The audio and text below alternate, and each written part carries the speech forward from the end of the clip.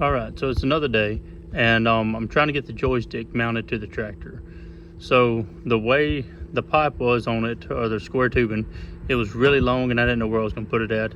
So I wound up cutting it back and kind of mock fitting it as best I could. It's kind of heavy, especially when you're doing it by yourself.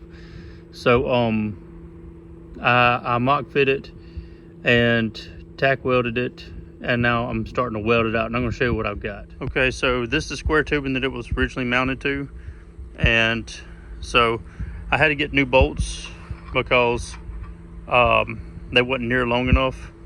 So I decided to put it like this for ease of placement of the hose. I thought about sitting on its side like this.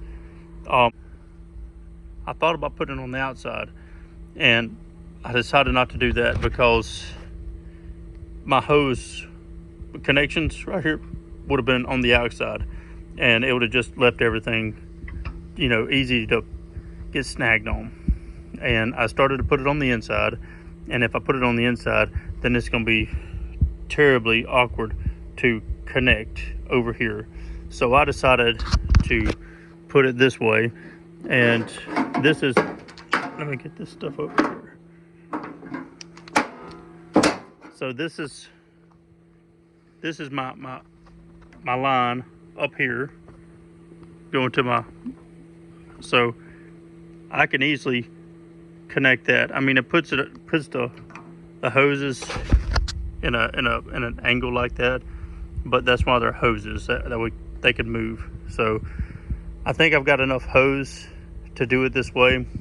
I've got holes in this pipe right here, various places, and this end is still exposed. So I was sure, I don't know if you can see it, I put a hole right there to drain. So I'm going to finish welding this up. Like I said in one of my other videos, I'm not a professional welder. All right, and this is me sitting in the tractor. On the tractor, I want to make sure I had enough room to clear my brake over here, my brake leg. So I have enough room here, and I'm sitting back in my seat, and I can move this accordingly. So that's good. If I lean up, which I'll probably be doing leaning up, I mean, just for, I don't know, but I mean, I could do it lean back, and I could do it lean forward. So I thought about putting a little curve to it, dropping it down some, but I didn't want that to interfere with my foot control. So this is what I've got so far. So I'm going to finish welding this up, and I'm going to be done for today.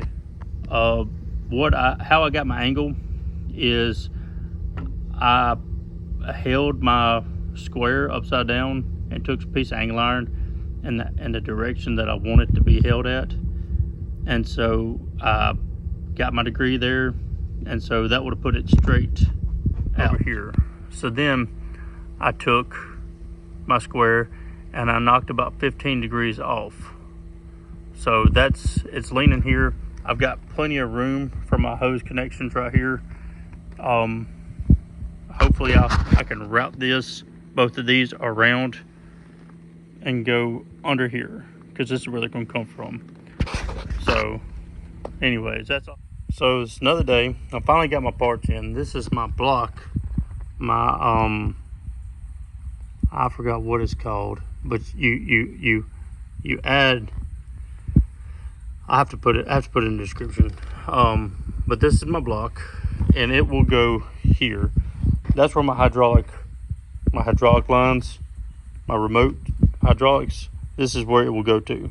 So I'm going to put this on, and then I'm going to put my remote on, and then I'm going to make up lines for it.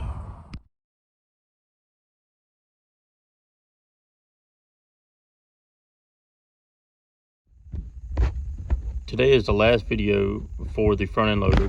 I got it all connected and everything's doing good. There was a few things, and I'm going to explain what I did not on camera. So maybe that'll clear up anybody who's had, who's going to plan on doing this, or who is going to do this. So I'm fixing to show you what I've done. This is my control valve. I just put some paint on it here and here to cover up the rusty, the metal. I had 9 foot 1 inch of this 3/8 left, and so anybody doing this project, I used all 50 foot of this hose. I got 3/8 here. I decided to go with that because this fitting, this thread on this side is 3/8. So I didn't figure there was a point in putting 1/2 inch if I'm going to be restricted by the flow anyways. So 3/8. My hoses do come around all the way around the front of the tractor. That's probably why I took so much hose. I got it routed to my quick connects. One drawback that the cheap eBay fittings have is that they don't swivel. These right here, the 3/8 do not swivel. The 1/2 inch do swivel, and that worked out. I want to be using every one of those. But my manifold here is these old ones right here were from my other manifold, and I didn't realize I needed them till after I got home. So I wasn't making a special trip all the way home just to have shiny stuff when these will work. I was able, I wanted to stagger these so that way I would know which one goes where, but I wasn't able to do that because of I just didn't do it.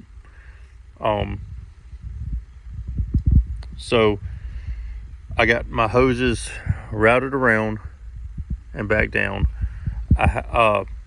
Since these don't swivel, I had to made them disconnected, and then I had to connect it to that side over there because that side is swiveled.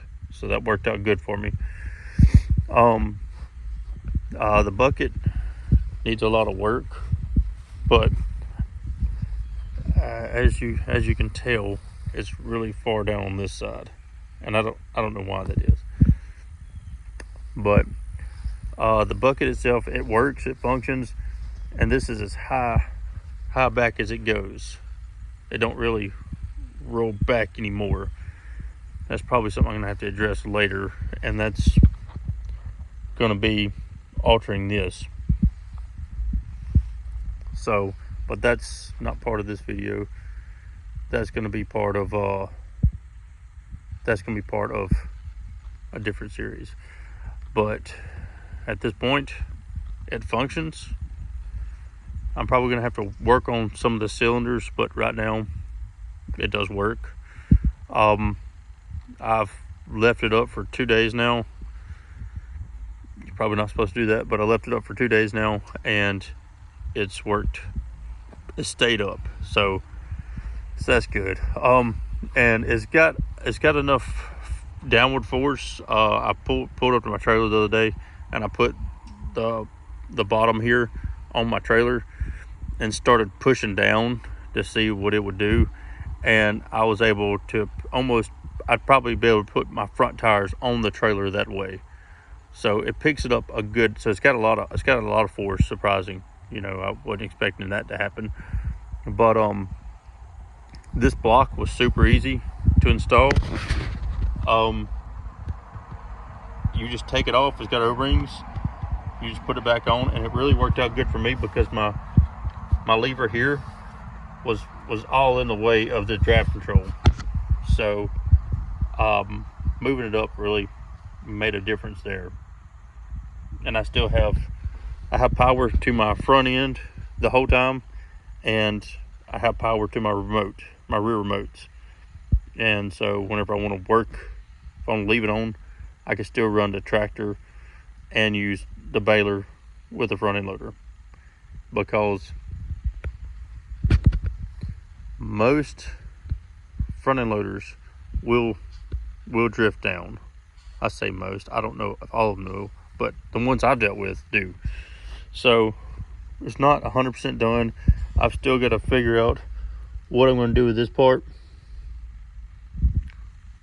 I figure out I gotta make this hole work.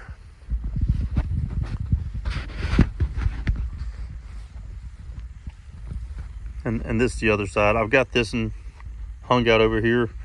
I didn't want to catch it on the tractor somehow, but this is my end. Needs a little work, but I've got to connect this arm to there. So I got to do it where it's not going to mess up my adding power steering, because I do leak power steering fluid. And I still got to access my oil filter. But overall, I'm very pleased with it. It's gonna be super helpful in the future. So thank y'all for watching. I hate it when people on YouTube videos say like and subscribe, but that's the only way people really find these videos, is if you do share them, comment, like them, subscribe. And I mean, that's the only way. I mean, unless you just specifically are looking for this, that's the only way people's gonna find it. But anyways, y'all have a good day.